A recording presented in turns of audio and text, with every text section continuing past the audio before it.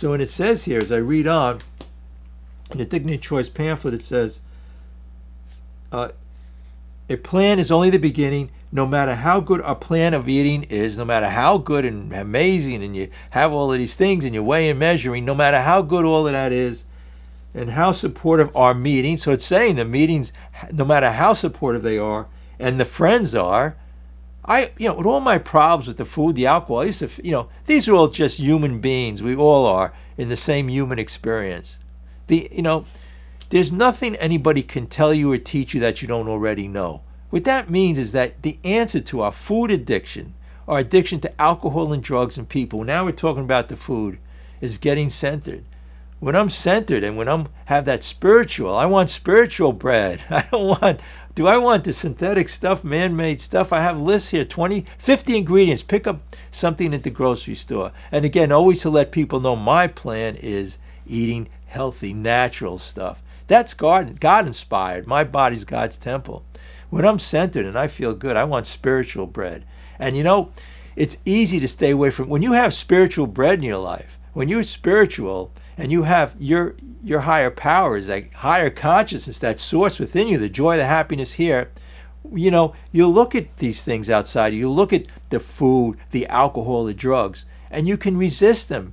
You'll be at a point of neutrality because it'll be much easier because you have a better way. It's like you have a choice now. You say, do I want this? I have spiritual. But before we did these steps, we were in our problems. We were in the self-centeredness. We were miserable. We were in the past. The past is depression. The future is anxiety. That's the way we live our lives. How insane. We were always reacting sanely to situations and people, making it all about us.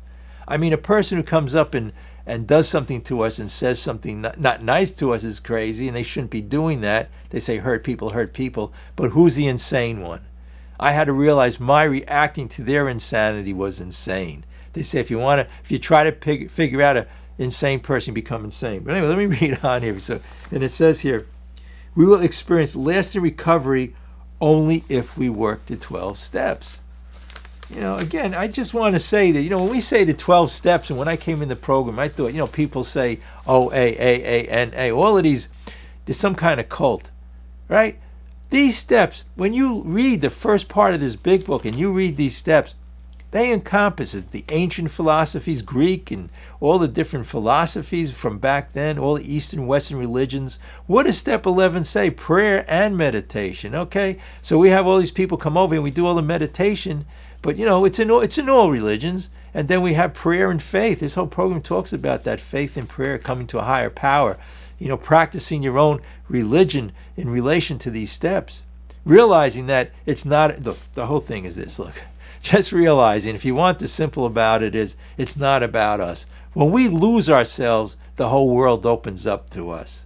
When we're in the self, we're narrow, we're finite. We walk out of a house, we're looking down, we're in fear, self-centered fear. All the defects of character, it's from pride. Pride is one of the 7 deadly sins, but hey, how about, not to mention the 7 deadly sins, but how about gluttony, okay? And then greed and envy. These all come from the self. The food, wanting more food, big plates of food, that has to do with greed. That has to do with pride, building the self. What happens is the ego, the ego lies to us all day long. The ego is telling us we need more food to be happy. And the more we have, the ego says, well, yeah, that's the answer, but it's a big lie because we don't need it.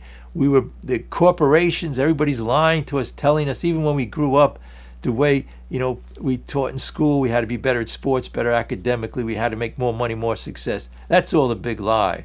So when we realize we get that new pair of glasses, you heard that story, what more? You don't even have to read the story, right? I mean, it tells you everything. Or how about there's a book called Drop the Rock? It's surrender.